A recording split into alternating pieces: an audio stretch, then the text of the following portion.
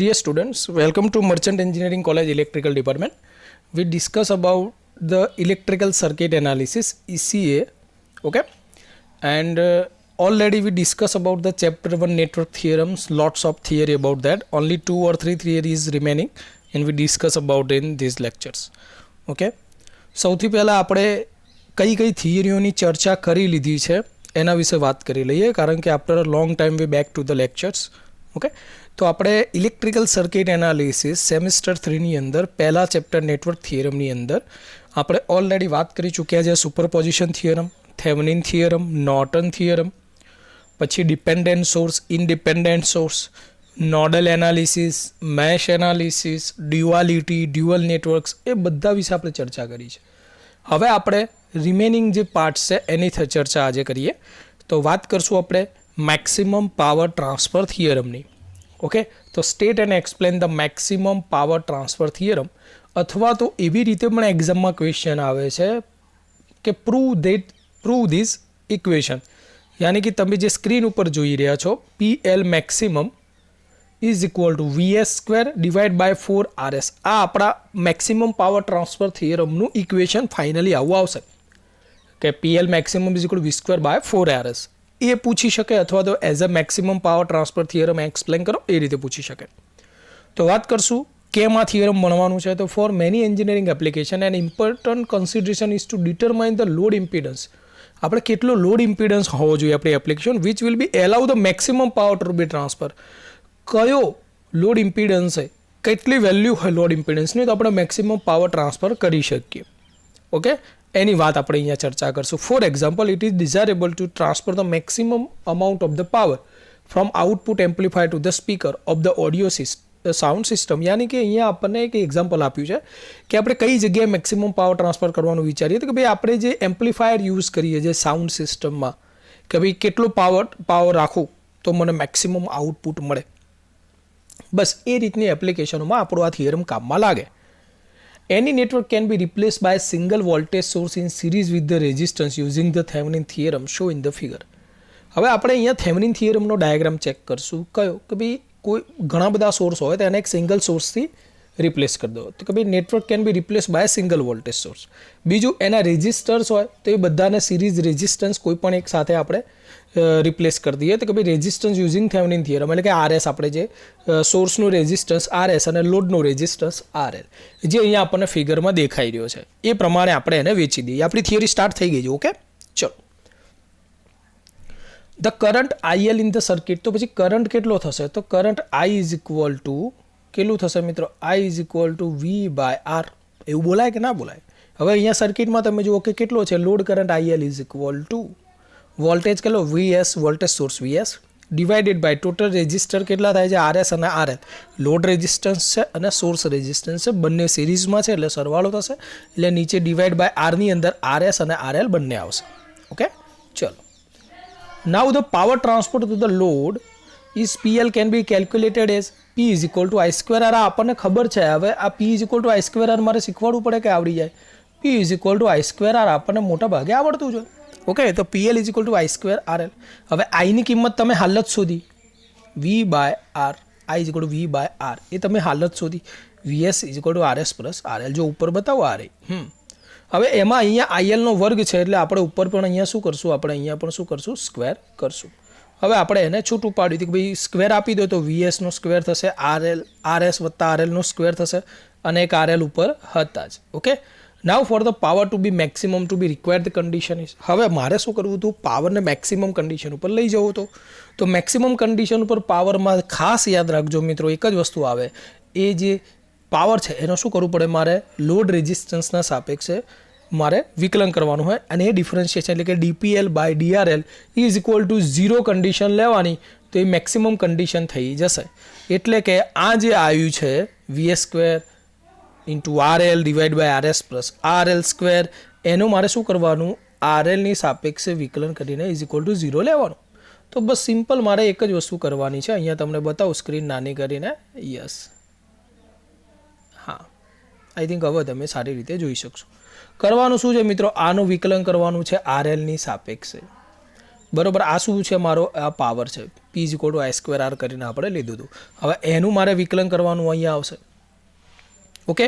હવે જો આપણે કોની સાપેક્ષે વિકલન કરી રહ્યા છે? RL ની સાપેક્ષે. તો આ જે VS² હતો એ તો અચળ થઈ જશે, બહાર નીકળી જશે. વિકલન ખાલી આવશે RL / RS પ્લસ RL² નું વિકલન આવશે. બીજા કોઈનું વિકલન આવશે નહીં, ખાલી આ બંનેનું વિકલન આવશે. એક મિનિટ, આપણને ડિસ્ટર્બ ના થાય, આપણે મોબાઈલ એરોપ્લેન મોડ ઉપર મૂકી દઈએ. ઓકે, ચલો. Okay, ready? ચલો. હવે આ જે પોર્શન છે RL/RS + RL², એનું વિકલન અહીંયા તમને દર્શાવ્યું છે. કેવી રીતે થાય? નીચે ભાગાકાર છે તો જો x/y નું વિકલન હોય, ખાલી તમને નીચે ઇક્વેશન બતાવું છું, ફરીવાર લખું.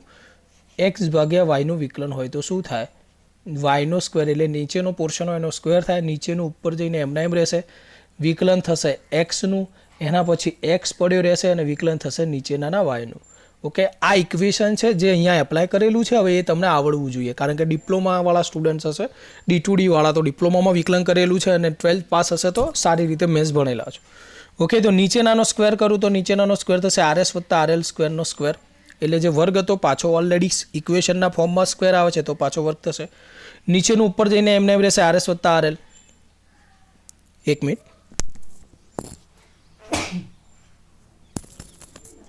ઓકે, ચલો, સોરી. હવે ઉપર જે નીચેનો પોર્શન હતો RS + RL² ઉપર જઈને પડ્યું રહેશે. એના પછી ઉપર જે RL હતો એનું વિકલન થશે 1, જે અહીંયા લખ્યું નથી, ગુણ્યા 1 છે એ ઓલરેડી ગણી લેવાનો છે.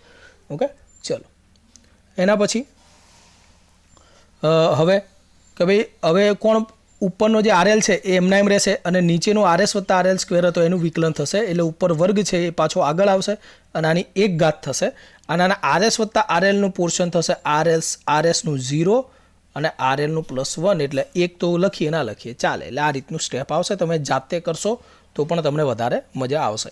હવે આનું સાદુરૂપ આપતા, હવે આનું સાદુરૂપ તો તમે સારી રીતે આપી શકો છો. આપણે ઓલરેડી ઘણા દાખલા બોર્ડ ઉપર લીધેલા છે. સાદુરૂપ આવડવું જોઈએ. આનું સાદુરૂપ તમે ક્લિયર કરશો એટલે તમને જવાબ મળશે RL = RS, એટલે load resistance = source resistance, and this is required condition for the maximum power transfer the load in the DC circuit. આપણે અહીંયા DC સર્કિટ માટે લીધું હતું. તો પછી શું એક કન્ડિશન મળી કે ભાઈ મારે મેક્સિમમ લોડ પાવર ટ્રાન્સફર કરવો હોય તો મારો લોડનો રેઝિસ્ટન્સ અને સોર્સનો રેઝિસ્ટન્સ બંને શું હોવું જોઈએ? ઇક્વલ હોવા જોઈએ. એટલે મને આ કન્ડિશન મળી RL = RS. તો આપણે એક કામ કરીએ, આપણું જે ઇક્વેશન હતું કયું કે ભાઈ VS² વાળું, એની અંદર આપણે આ કન્ડિશન પુટ કરીએ કે ભાઈ RL ની જગ્યાએ RS મૂકો.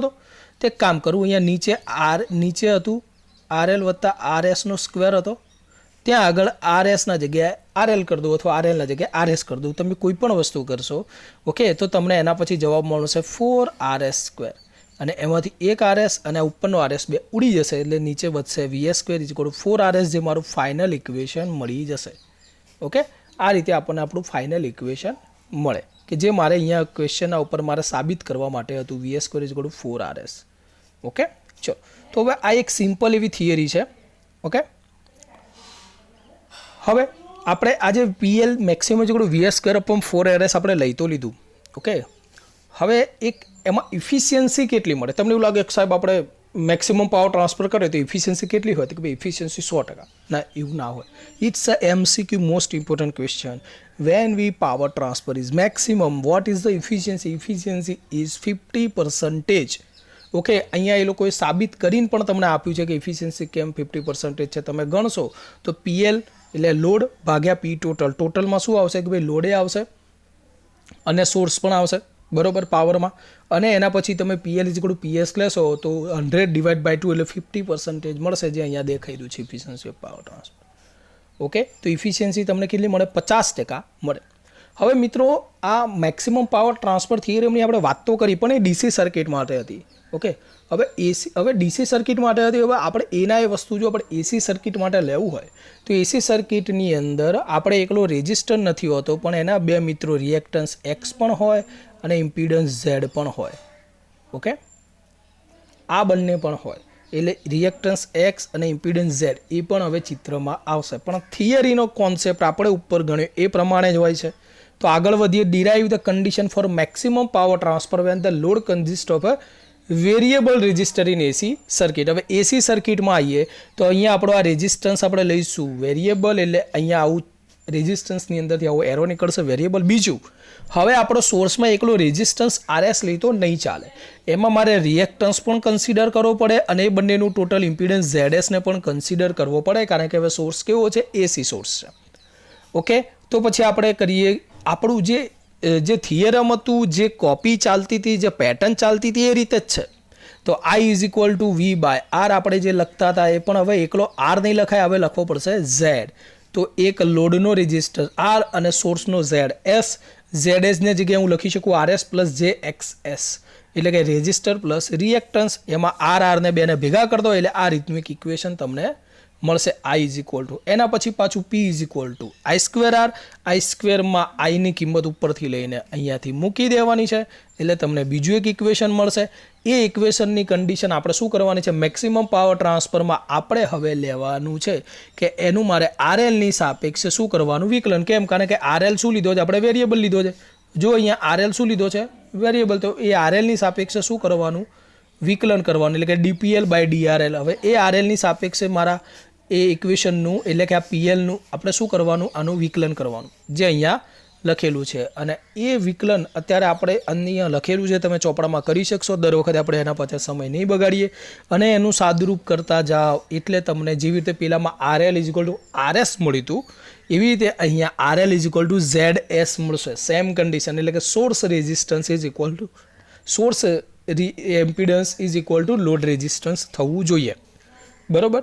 ચલો, એમાં પછી આગળ વધીએ કે ભાઈ એમાં derive the condition for the maximum power transfer when load consist of a variable resistance and variable reactance. આગળની મિત્રો એસીમાં થિયરીથી એકલો RL જ વેરિયેબલ હતો, અહીંયા શું છે, XL પણ વેરિયેબલ છે. ઓકે, તો પછી હવે આપણે અહીંયા જે એકલું RL લખતા હતા એની જગ્યાએ હવે શું લખવું પડે, ZL, અને ZLની જગ્યાએ પાછું RL પ્લસ JXL થશે. ખાલી થોડા ફોર્મેશન છે. ડિપ્લોમાવાળા સ્ટુડન્ટ AC સર્કિટ સારી રીતે ભણ્યા હશો તરત આવડશે. DC સર્કિટમાં પણ આવે છે. ઓકે, 12th સાયન્સવાળા છોકરાઓને તો તરત ખ્યાલ આવવો જોઈએ, કારણ કે તમે ફર્સ્ટ સેમમાં ટ્રિપલી ભણેલા છો, એલિમેન્ટ્સ ઓફ ઇલેક્ટ્રિકલ એન્જિનિયરિંગ અથવા તો basic of electrical engineering. Okay, ચલો, હવે અહીંયા નવી વસ્તુ શું આવી, આગળની થિયરી કરતાં આ વસ્તુ એડ થઈ, તો એને મારે કન્સિડર કરવો પડે અંદર. પછી R અને XL વાળી વસ્તુ અલગ કરીએ એટલે I is equal two V/R form જ છે અહીંયા. પાછું તમે થિયરી છે ને, પહેલી થિયરી જે હતી DC વાળી, એ જ ફોર્મેટ આવશે. ઓકે, ચલો, પાછું આમાં average power divide by P is equal to I²R. આઈની કિંમત મૂકી દો ઉપરથી લઈને. પાછું જે ઇક્વેશન બને એમાં એક કામ કરો, અહીંયા આપણને શું કીધું છે કે આપણે હાલ શું કરશું, નાવ કન્સિડર RL બીઇંગ કોન્સ્ટન્ટ. આપણે વારા પરથી કરવું પડશે, આમાં 2 વખત વિકલન આવશે. આ થિયરી ખૂબ મોટી થાય, 7 માર્કની પૂછાઈ શકે. કેમ? કારણ કે અહીંયા આપણને ફિગરમાં બંને વસ્તુ વેરિયેબલ આપી હતી, RL અને XL બંને. તો આપણે હાલ એક કામ કરીએ, વિકલનમાં આપણે અત્યારે XLને વેરિયેબલ કરીએ તો XLની સાપેક્ષે વિકલન થશે, એટલે આપણને એક ઇક્વેશન મળશે, XS is equal two -XL. Okay, એટલે કે જે સોર્સનું રિએક્ટન્સ છે એ લોડનું રિએક્ટન્સ જેટલું થવું જોઈએ. ઓકે, અને વસ્તુ આપણે પાછી ઇક્વેશનમાં મૂકીએ એટલે આપણને એક ઇક્વેશન મળે. એવી જ રીતે પાછું આપણે એક વખતે XLને વેરિયેબલ લીધું, એવી રીતે પાછું હવે કોને વેરિયેબલ લેવાનું, RLને વેરિયેબલ લેવાનું. કારણ કે આપણી જે ફિગર છે XL અને RL, અહીંયા આનું વિકલન પતી ગયું, હવે RLનું વેરિયેબલનું લો. ઓકે, તો એને લેશો એટલે પાછું આપણને મળશે RL is equal to RS, એનું વિકલન લેશો એટલે. ઓકે, એટલે ટૂંકમાં તમે એક્સના સાપેક્ષે વિકલન કરશો તો XL is equal two XS મળશે. લોડનો રિએક્ટન્સ ઇઝ ઇક્વલ ટુ સોર્સનો રિએક્ટન્સ. જો તમે રેઝિસ્ટન્સના સાપેક્ષે લેશો તો લોડનો રેઝિસ્ટર ઇઝ ઇક્વલ ટુ સોર્સનો રેઝિસ્ટન્સ, બંને સેમ મળશે. અને એ વખતે પાવર ટ્રાન્સફર માટે તમે આવું કરી શકશો. X પણ વેરિયેબલ મળે છે, R બંનેમાં load is equal to RS, એવી રીતે XL is equal two XS થાય છે. તો બંનેનું કોમન કરું તો Z is equal to ZS is equal two ZL. Okay, એટલે કે સોર્સનો impedance Z is equal two લોડનો ઇમ્પિડન્સ Z. ઓકે, ચલો, એવી રીતે મિત્રો પાછું ફરી વાર બંને વેરિયેબલ હતા, એક વખત એક જ વેરિયેબલ હતો, હવે પાછું શું કર્યું, RLને કોન્સ્ટન્ટ કર્યો અને XLને વેરિયેબલ કર્યો. તો ઉપરની થિયરીના જેવું જ છે મિત્રો, ખાલી તમારે એના કરતાં ઓછી મહેનત કરવી પડશે, ઓનલી XLને જ વેરિયેબલ કરવો પડશે, એટલે નાની થિયરી થશે. ઓકે, એટલે જુદી ઘણી બધી આમાં થિયરીઓ બને છે. ઓકે, ચલો, એના પછી પાછો હવે XLને કોન્સ્ટન્ટ કર્યો અને RLને વેરિયેબલ કર્યો. એટલે આપણી અગાઉની થિયરીમાં XL વેરિયેબલ હતો અને RL કોન્સ્ટન્ટ હતો, અહીંયા XL કોન્સ્ટન્ટ છે અને RL વેરિયેબલ છે. તો આપણી જે આને અગાઉની જે થિયરી હતી જેમાં બંને વેરિયેબલ હતા એના કટકા કરેલા છે. ઓકે, તો આ પણ આઈ થિંક તમને તરત આવડી જ જશે, કોઈ જ પ્રશ્ન નથી. ઓકે, હવે એને લગતો એક એક્ઝામ્પલ જોઈએ કે ભાઈ આપણે એક્ઝામ્પલ કેવો આવે છે મેક્સિમમ પાવર ટ્રાન્સફર થિયરમનો, તો એની પણ ચર્ચા થોડી કરી લઈએ. ઓકે, ચલો, તો in the network shown in the figure the resistor R absorb the maximum power compute the value of R and maximum power transfer. ચલો અહીંયા એક નેટવર્ક આપ્યું છે, એમાં જે આપણું જે નેટવર્ક છે એમાં જે રજિસ્ટર આરની વેલ્યુ લેવાની છે જેથી મેક્સિમમ પાવર ટ્રાન્સફર કરી શકાય. તો જો લખ્યું છે the resistor R absorb the maximum power compute the value of R and maximum power. તો આ આરને મેક્સિમમ પાવર જોઈએ છે, તો આરની વેલ્યુ અને મેક્સિમમ પાવરની વેલ્યુ જોઈએ. તો સૌથી પહેલાં આપણે એક કામ કરીએ, આ જે આર છે એને પહેલાં રિમૂવ કરો, આરને પહેલાં શું કરો, રિમૂવ કરો. તો અહીંયા આપણને મળશે, હવે એક ઓપન સર્કિટ કરી દો એટલે અહીંયા આપણને મળશે વી થેવેનિન વોલ્ટેજ. થેવેનિનનો આપણે ઉપયોગ કરશું ભાઈ. ઓકે, હવે વી થેવેનિન કેવી રીતે મળશે? તો જોઈ લો, ટોટલ વોલ્ટેજ સોર્સ આખો એક જ છે એટલે 36 વોલ્ટ લખી શકો તમે. વી થેવેનિન 36. ઓકે, કોના એક્રોસમાં છે? તો 5. ઓકે, તો આપણે લખીએ વી થેવેનિન ઇઝ ઇક્વલ ટુ કોના એક્રોસમાં છે કે ટોટલ વોલ્ટેજ 36, કોના એક્રોસમાં કે ભાઈ 5ના એક્રોસમાં, ડિવાઈડ બાય ટોટલ રેજિસ્ટર 5 + 4. આ રીતનું ઇક્વેશન બને છે જેના આપણને 20 વોલ્ટેજ મળે છે. ઓકે, હવે વી થેવેનિન મળી ગયો, એના પછી હવે આર થેવેનિન ફાઇન કરવા શું કરવાનું, વોલ્ટેજ સોર્સને શોર્ટ કરીએ. તો અહીંયા 36ને શોર્ટ કરી દીધા, વધશે એકલા 4 અને 5 બંને પેરેલલ છે એકબીજાથી, 5 અને 4નું પેરેલલ કરશો એટલે 2.22 મળશે જે મારા થેવેનિન છે. હવે અહીંયા આપણને કહી દીધું છે કે અહીંયા મેક્સિમમ પાવર ટ્રાન્સફર થાય, તો વી થેવેનિનને જ આર કહી દો અને સોર્સ રેઝિસ્ટન્સ છે 2.22, જેની વેલ્યુ ડાયરેક્ટલી આપણે આપણું ઇક્વેશન છે PL maximum is equal to V² divide by 4R. એટલે વી બરોબર વી થેવેનિન આપણે 20 વોલ્ટ શોધ્યા હતા આગળ દાખલામાં જ. ઓકે, તમને બતાવી દઉં, અહીંયા જ આપણે આજે 20 વોલ્ટ શોધ્યા હતા એ. ઓકે, અને એના પછી આપણે 4 જે ઇક્વેશનના છે અને આર ઇઝ ઇક્વલ ટુ આપણે 2.22 હાલ જ આર થેવેનિન આપણે શોધ્યો, એની કિંમત મૂકતા તમને PL મેક્સિમમ 45 વોટ મળશે. એટલે અહીંયા આપણને બે વસ્તુ પૂછી હતી, એક આર પૂછ્યો હતો તો 2.22 મળશે.